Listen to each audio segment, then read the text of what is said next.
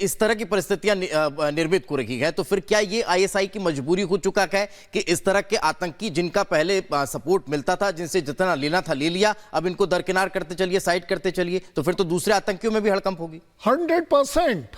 ये जो आप बता रहे हैं ना कि उनके बाकी आतंकियों में हड़कंप है और उनको सिक्योरिटी दी जा रही है, क्यों सिक्योरिटी दी जा रही है? मैं ये जानना, कहीं वो निकल ना जाएं, क्योंकि अब उनको देखिए, उनके पास उन सारे टेररिस्ट के पास दो साइड है, एक है खाई, एक है कुआं। खाई कौन सी है? जहां जो ज्यादा डेंजरस है वो आईएसआई है। उन्हें भी मालूम है कि ये वही आईएसआई है जो समय लगते आपको इस्तेमाल करेगा और जिस दिन आप उसके लिए काम कर बैठे उसके बाद आप उसके लिए यूजलेस है। और इस तरह के एग्जाम्पल कंटिन्यूअसली चलते आ रहे हैं।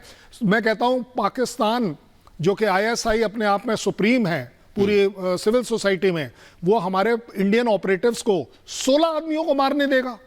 आपको लगता है? नहीं हो सकता। यस, 1 2 3 हो सकते हैं। मैं तो कह रहा हूं कि आप इसका ये जो जहर वाला जो इंसिडेंस है, मैं बार बार कह रहा हूं कि पाकिस्तान को लर्न करना चाहिए कि यस, चाइनीज जहर इज अ यूजलेस जहर।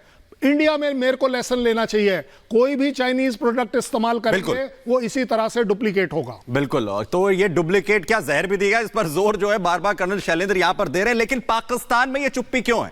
दाऊद इब्राहिम को लेकर पाकिस्तान ने आखिर क्यों चुप्पी साध ली है? क्यों जो है पाकिस्तानी मीडिया पर दबाव बनाया जा रहा है? क्या पाकिस्तान अपने यहां पनाह दिए जाने वाले आतंकियों को नहीं संभाल पा रहा है? रिपोर्ट आप देखिए।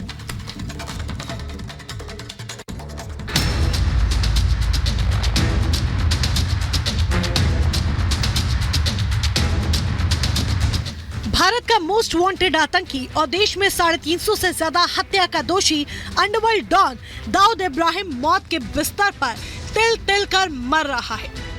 पाकिस्तानी मीडिया के हवाले से खबर पर मोहर लगाई गई है कि पाकिस्तान में छिपकर रह रहे डी कंपनी के सरगना दाऊद इब्राहिम को किसी अनजान शख्स ने जहर दे दिया है, जिसके चलते वो कराची के एक अस्पताल में अपनी आखिरी सांसें गिन रहा है।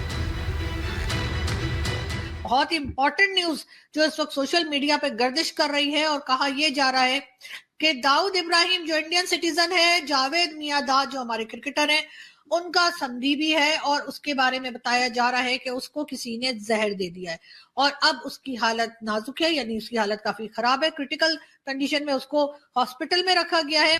आतंकी दाऊद को जहर देने की खबर सोशल मीडिया पर भी ट्रेंड कर रही है। कई पाकिस्तानी हैंडल से ये दावा किया जा रहा है कि दाऊद की हालत बेहद गंभीर है और किसी भी वक्त उसकी मौत हो सकती है। लेकिन हैरानी की बात यह है कि भारत और अमेरिका लंबे वक्त से पाकिस्तान पर मोस्ट वांटेड आतंकी दाऊद को शरण देने का आरोप लगाते आ रहे हैं, जिसे पाकिस्तान हमेशा नकारते आया है।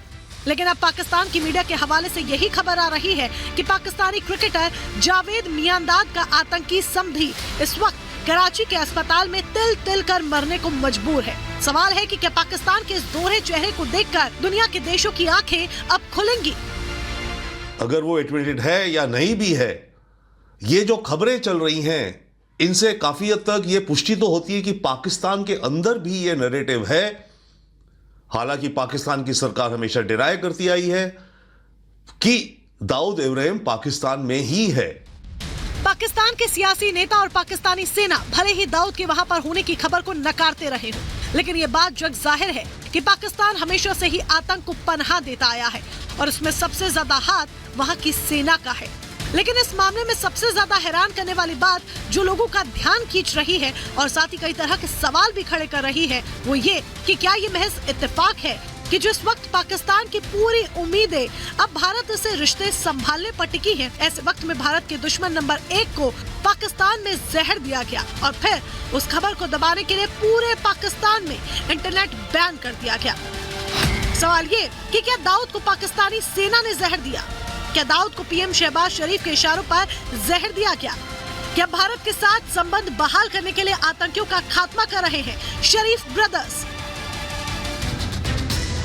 ये सवाल इसीलिए क्योंकि पाकिस्तान की सत्ता पर काबिज पीएमएल के संस्थापक और पूर्व प्रधानमंत्री अपनी पार्टी की संसदीय बैठक में खुलेआम ये कह चुके हैं कि उनकी प्राथमिकता भारत के साथ संबंध बहाल करने की है, जबकि ठीक इसके उलट भारत कई मंचों से पाकिस्तान को दो टूक कह चुका है कि आतंकवाद और बातचीत एक साथ नहीं चल सकती। The fact is that we cannot allow terrorism to be normalized. We cannot allow that to become the basis for getting us into discussions with Pakistan. ये बात किसी से भी छिपी नहीं कि पाकिस्तान की आर्थिक हालत बेहद खराब है। वहाँ के लोग दाने दाने को मोहताज हैं और पाकिस्तान के सियासी नेताओं पर इस बात का जबरदस्त दबाव है कि वो भारत से संबंध बहाल करे और भारत का हाथ पकड़कर दुनिया की रफ्तार के साथ आगे बढ़ने की कोशिश करे। यही वजह है कि पीएमएल प्रमुख नवाज शरीफ भारत के साथ संबंध बहाल करने का वादा कर चुनाव जीतने का पासा फेंक चुके हैं। देखिए, पाकिस्तान में इलेक्शन आने वाली हैं और माहौल गरमाया हुआ हमेशा ही रहता है, और ज्यादा गर्म हो रखा है पाकिस्तान की इकोनॉमिक और पॉलिटिक्स को लेकर के। और इधर नवाज शरीफ ने यह कहा कि वो भारत से रिश्तों को बढ़ाने का सोचते हैं, परंतु भारत तो हम ये कहते हैं कि टेरर और टॉक्स एक साथ नहीं जा सकती। आप आतंक का खात्मा कीजिए तब हम बात करते हैं। तो ऐसे में अगर दाऊद इब्राहिम को पॉइजन किया है, जिसने भी करा है, अगर ये खबर सच है तो ये कुछ हद तक नवाज शरीफ, शहबाज शरीफ के फेवर में जाती है भारत से रिश्ते बढ़ाने के लिए। बेशक सवाल कही है और जवाब उतने ही अहम, क्योंकि इसे इत्तेफाक कहे या फिर कुछ और, लेकिन 7 साल के निर्वासन के बाद जब से पाकिस्तान में नवाज ने वतन वापसी की है, तभी से पाकिस्तान में हिंदुस्तान के दुश्मनों की डीप क्लीनिंग शुरू हुई है। Bureau report, Republic Bharat.